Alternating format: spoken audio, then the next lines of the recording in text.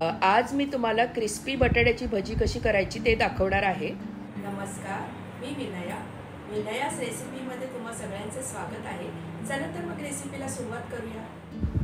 अशा प्रकारे इथे पहा मी 2 बटाटे साल काढून घेतलेले आहेत आणि ते स्लायसरनी असे मी पातळ स्लाइस करून घेणार आहे। अशा प्रकारे स्लाइस करून घ्यायचे, जरासा जोर देऊन अशा प्रकारे करून घ्यायचे, नाहीतर आपले स्लाइस तुटू शकतात। हे बघा, अशा प्रकारचे पातळ आपण स्लाइस करून घ्यायचे आणि लगेचच मी ते पाण्यात ठेवणार आहे। एक 5 मिनिटासाठी पाण्यात घालून ठेवायचे। हे बघा, अशा प्रकारे मी सगळे स्लाइस अशा प्रकारे करून घेतलेत आणि ते पाण्यात मी 5 मिनिटं ठेवणार आहे। असे मी 5 मिनिटं पाण्यात घालून ठेवले होते बटाट्याचे स्लाइस।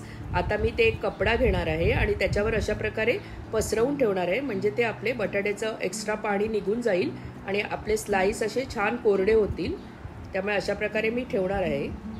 काही जण काय करतात, लगेच पाण्यातनं काढून लगेच भजी तळायला घेतात, त्यामुळे असे पाणी राहिलं तर मग ते क्रिस्पी होत नाहीत। त्यामुळे अशा प्रकारे कपड्यावर घालून घ्यायचं। इथे बघा, आपण भजीसाठी लागणारं बॅटर बनवून घेणार आहोत। इथे मी 4 वाट्या बेसन पीठ घेतलेलं आहे आणि 2 वाट्या तांदळाचं पीठ घेतलेलं आहे। तांदळाचं पीठ नक्की घ्या, कारण त्याच्यामुळे भजी छान क्रिस्पी होतात।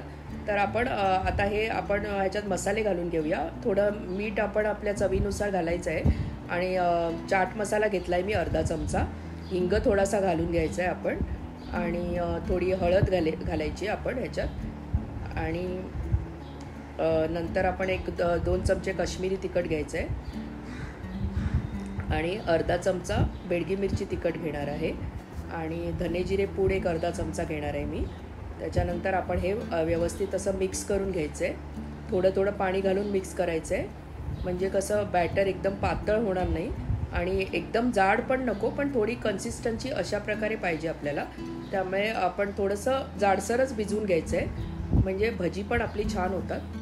अशा प्रकारे मी ते सगळं कपड्यावर ठेवलं होतं ते पाणी काढून मी एका प्लेटमध्ये बटाट्याचे स्लाइस घालून घेतलेले आहेत। आता हे पहा, मी इथे कढईत गरम करायला ठेवलं होतं तेल ऑलरेडी, त्याच्यातले 4 चमचे गरम तेल मी ह्याच्यात घालून घेणार आहे, म्हणजे आपली भजी एकदम छान अशी खुसखुशीत होतील। आता बघा, आपण एक अशी बेसनच्या पिठात गोळून एक भजी आपण तेलात सोडूया। अशा प्रकारे बघा, आपल्याला गॅसची फ्लेम मोठीच ठेवायची आहे। अशा प्रकारे मी भजी घालून घेणार आहे।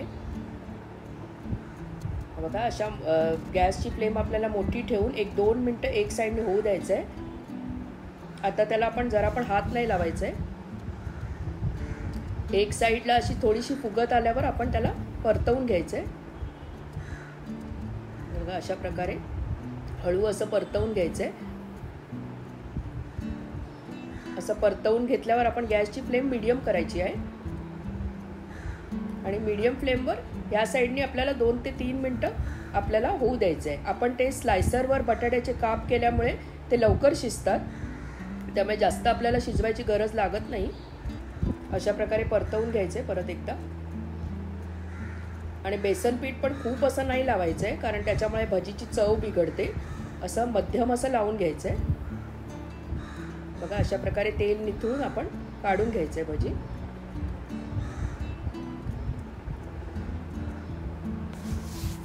अशाच प्रकारे मी दुसऱ्या पण भजी घालून घेणार आहे।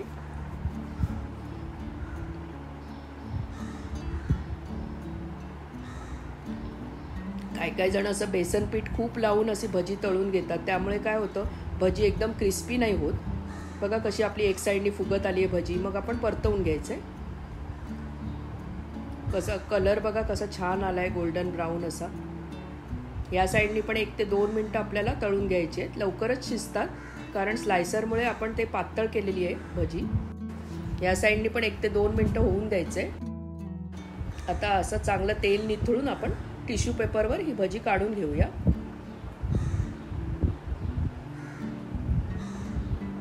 बघा, कशी छान आणि क्रिस्पी दिसतायत आपली भजी, आणि ही मी टोमॅटो केचप बरोबर सर्व केली आहे। तुम्ही पाहिजे तर हिरव्या चटणी बरोबर वगैरे सर्व करू शकता, किंवा सिम्पली भाताबरोबर तुम्ही एन्जॉय करू शकता।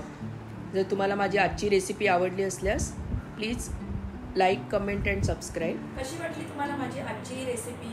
जर तुम्हाला माझी आजची रेसिपी आवडली असेल तर कमेंट करायला विसरू नका. लाईक करा, शेअर करा, सबस्क्राईब करा अँड सबस्क्राईब बटनाच्या बाजूला जे बेल आयकॉन आहे त्याच्यावर क्लिक करा, म्हणजे माझे येणारे व्हिडिओचे नोटिफिकेशन तुम्हाला सर्वात आधी मिळतील. रेसिपी पाहिल्याबद्दल धन्यवाद.